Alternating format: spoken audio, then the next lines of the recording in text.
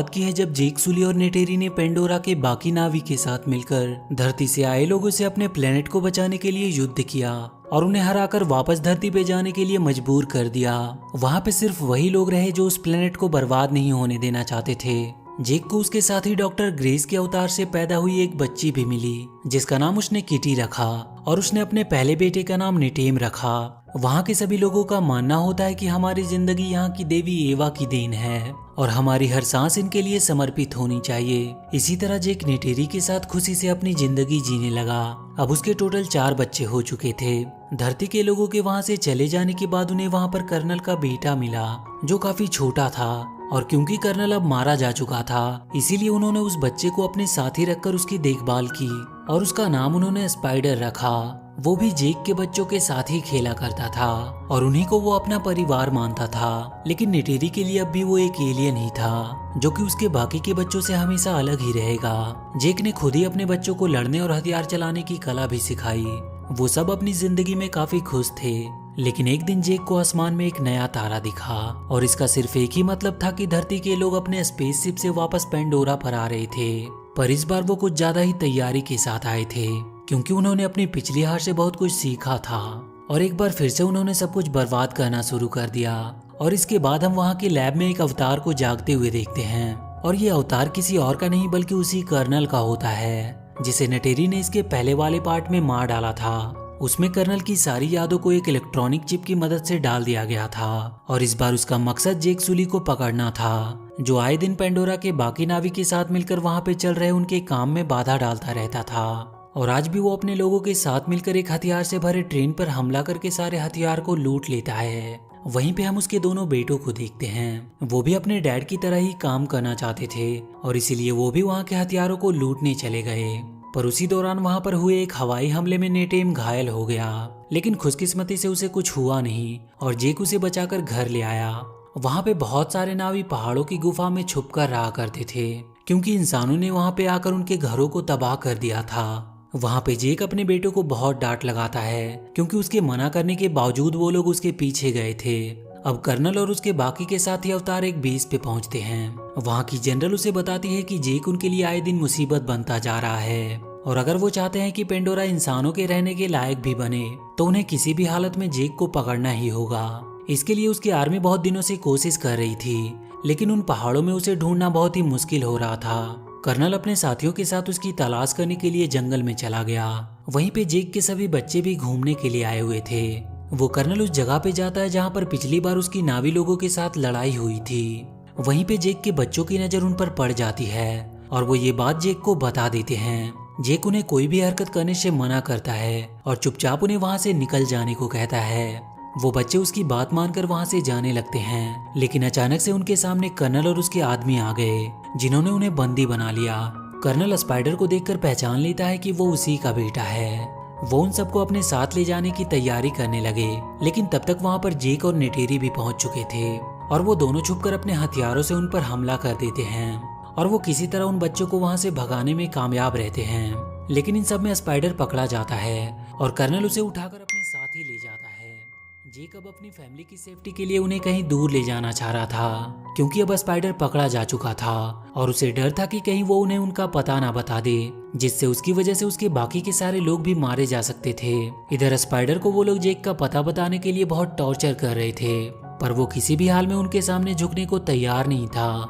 इसीलिए कर्नल खुद अपने तरीके से उसे समझाने की कोशिश करता है।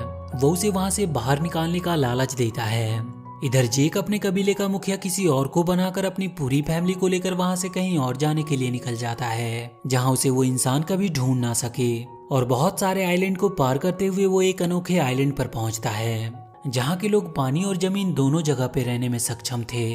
वहाँ के सारे लोग उन्हें देखकर वहाँ पे इकट्ठा हो जाते हैं। वो अपने से अलग लोग को देखकर थोड़ा हैरान भी थे और थोड़ी ही देर में वहाँ पर उनका मुखिया भी आ जाता है। जेक उनसे आग्रह करता है कि वो उसकी फैमिली को वहाँ पर रहने की इजाजत दे दे पर वहाँ का मुखिया उससे कहता है कि वो लोग पानी में रहने वाले हैं और वो लोग उनके साथ रह नहीं पाएंगे। लेकिन जेक का मानना था कि वो लोग बहुत जल्द उनके तौर तरीके सीख जाएंगे और बहुत जल्द वो अपने आप को इस काबिल बना लेंगे कि वो वहाँ पे आराम से रह सके। मुखिया उसकी बातों को मान लेता है और उन्हें वहाँ रहने की इजाजत दे देता है। वो अपने बेटे और बेटी को यह जिम्मेदारी सौंपता है कि वो उन्हें यहाँ पर रहने के तरीके सिखाए और उसी दिन से वो लोग उनके साथ पानी के अंदर रहने और वहाँ के क्रिएचर की सवारी करने की ट्रेनिंग शुरू कर देते हैं। सभी को शुरू में बहुत दिक्कत हो रही थी ज्यादा देर तक पानी के अंदर रहने में, लेकिन किटी पानी के अंदर बहुत ही आराम से रहना सीख गई थी। जेक भी वहाँ के मुखिया के साथ उन पानी में रहने वाले क्रिएचर की सवारी करने की ट्रेनिंग कर रहा था, पर उसे भी स्टार्टिंग में काफी दिक्कत हो रही थी। इधर कर्नल स्पाइडर को लेकर अपने लिए एक इकरान चुनने आया था ताकि वो पूरी तरह से एक नावी बन जाए, और बहुत ही जल्द वो एक इकरान को अपने लिए चुन लेता है। जेक के बच्चे भी धीरे धीरे सब कुछ वहाँ पर सीखने लगे थे। एक दिन मुखिया का बेटा और उसके दोस्त किटी की हरकतों का मजाक उड़ाते हैं, जिसकी वजह से उनकी किटी के भाई नेटेम और रॉक से लड़ाई हो जाती है। बाद में जेक अपने बेटे को समझाता है कि उन्हें वहाँ पर रहना है और इसीलिए वो सबसे दोस्ती बनाकर रखे। अगले दिन रॉक्स जाकर मुखिया के बेटे से माफी मांगता है और उसकी तरफ दोस्ती का हाथ बढ़ाता है, पर वो उसका दोस्त बनने का नाटक करते हुए उसे लेकर वो एक जगह पे आता है और उससे कहता है कि यहाँ पे वो लोग शिकार करते हैं। और जब रॉक्स वहाँ पे शिकार करने जाता है तो वो सब उसे अकेला छोड़कर वहाँ से चले जाते हैं। जैसे ही रॉक्स ने अपने तीर से वहाँ की एक मछली को मारा, वो देखता है कि वो वहाँ पर अकेला है और सभी लोग उसे छोड़कर जा चुके हैं। और तभी एक बड़ी सी मछली उसके ऊपर हमला करती है। वो अपनी जान बचाने के लिए वहाँ से भागने लगा और अपने आप को एक पत्थर के बीच में छुपा लिया, लेकिन अब उसकी सांसें खत्म हो रही थी, इसीलिए वो वहाँ से बाहर आने लगता है। लेकिन वो मछली एक बार फिर से उसके ऊपर झपटती है और वो जैसे ही उसे मारने वाली थी कि तभी एक बहुत ही बड़ी सी वेल आकर उस मछली को मार देती है। लेकिन रॉक्स की सांसें अब खत्म हो रही थी और वो डूबने लगता है। थोड़ी देर बाद जब उसकी आंखें खुली तो वो अपने आप को उसी वेल के ऊपर पाया। वो उस वेल का शुक्रिया कर रहा था कि उसने उसकी जान बचाई। तभी वो देखता है कि उस वेल के फिन में एक लोहे की हुक फंसी हुई है और वो जाकर उस हुक को वहां से निकाल देता है। और अब ऐसा लग रहा था कि वो वेल उसे अपना दोस्त मानने लगा है। वो उसे लेकर उस आइलैंड पर पहुंचा देता है जहाँ पे सभी लोग रॉक्स को काफी देर से ढूंढ रहे थे। मुखिया अपने बेटे की गलती की सजा देने की बात करता है, लेकिन रॉक्स कहता है कि इसमें सारी गलती उसकी खुद की है। इस बात से अब वो लड़का भी उसका सच में दोस्त बन जाता है। अगले दिन रॉक्स सबको बताता है कि एक वेल ने उसकी जान बचाई जिसका ऊपर का एक फिन कटा हुआ था। मुखिया की बेटी उसे तुरंत पहचान जाती है और वो बताती है कि उसे टुकून कहा जाता है, लेकिन जिसे उसने देखा उसका नाम पायाकन है, जिसे सबसे अलग और अकेला कर दिया गया क्योंकि लोगों का कहना था कि वो एक हत्यारा है जिसने कई सारे नावी को मारा था। लेकिन रॉक्स ये बात मानने को तैयार नहीं था क्योंकि उसने उसकी जान बचाई थी। वो वहां से सीधा पाइकन से मिलने गया और उससे पूछने लगा कि उसे सबसे अलग क्यों कर दिया गया। वो पाइकन उसे लेकर समुद्र की गहराइयों में चला गया। इधर कर्नल अपने साथियों के साथ जेक की खोज में था। वो एक बहुत बड़े से जहाज जो टुकून का शिकार किया करते थे, उनकी मदद से वो वहां से दूर हर एक आइलैंड की छानबीन करने का सोचता है। और थोड़ी ही देर में वो लोग उस आइलैंड पर पहुंच जाते हैं और वहां के लोगों को टॉर्चर करके उनसे जेक के बारे में पूछने लगते हैं, लेकिन कोई भी उन्हें कुछ भी बताने को तैयार नहीं था, इसीलिए वो उनके पूरे गांव को ही जला देता है। जेक उसी आइलैंड के दूसरी छोर पे रह रहा था। वहां का मुखिया उसे बताता है कि वो लोग उसे ढूंढते हुए उनके आइलैंड तक पहुंच चुके हैं। जब गांव वाले कर्नल को कुछ नहीं बताते हैं तो उसे एक आइडिया आता है और वो उनके इलाके के टुकून का शिकार करने का डिसाइड करता है ताकि ये देखकर सारे गांव वाले उनकी ताकत को जान सके। इधर रॉक्स पाइकन के साथ बॉन्ड बनाकर उसके बारे में जानता है कि उसे सबसे अलग क्यों किया गया। रॉक्स उसमें देख पाता है कि कैसे हंटर्स ने उन पर हमला किया था जिसमें कई नावी और टुकून मारे गए, लेकिन सबने उसे ही किलर समझा।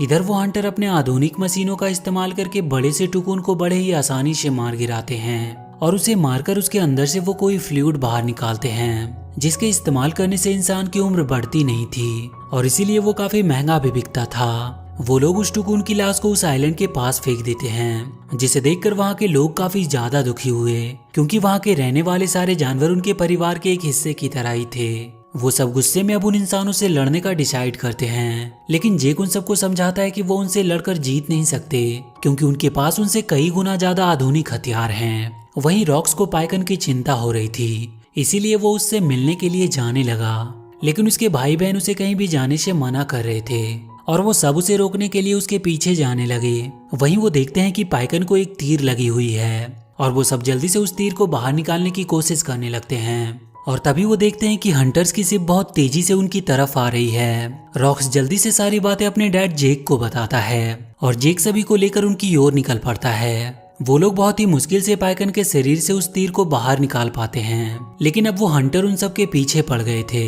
क्योंकि वो कर्नल उन्हें पकड़कर जेक तक पहुंच सकता था। वो सब भागने की बहुत कोशिश करते हैं, लेकिन आखिरकार वो उनके जाल में पकड़े जाते हैं। कर्नल उन्हें अपने इक्रान से उठाकर उस शिप पर ले आता है और उन सबको कैद करके वो जेक को अपने पास बुलाता है। जेक अकेला ही उसकी तरफ बढ़ने लगा क्योंकि उसने उसे अकेला ही आने को कहा था। पर तभी अचानक से पाइकन उस शिप पर हमला कर देता है और वहां पे चारों तरफ तोड़ फोड़ मचा देता है। ये देखकर जेक और उसकी सेना को भी हमला करने का मौका मिल जाता है और वो सब उन पर टूट पड़ते हैं। नेटेरी भी अपनी इक्रान पर बैठकर अब हमला कर रही थी। उन सारे बच्चों को भी कैद से छुड़ा लिया जाता है, लेकिन इस बार वो किटी को पकड़ लेते हैं और वो शिप भी अब टूट रही थी और किसी भी वक्त वो डूबने वाला था। उसी लड़ाई में भागने के दौरान जेक के बड़े बेटे नेटेम को गोली लग जाती है और इस वजह से उसकी मौत हो जाती है। इधर जेक की बेटी किटी अभी भी कर्नल के कब्जे में थी।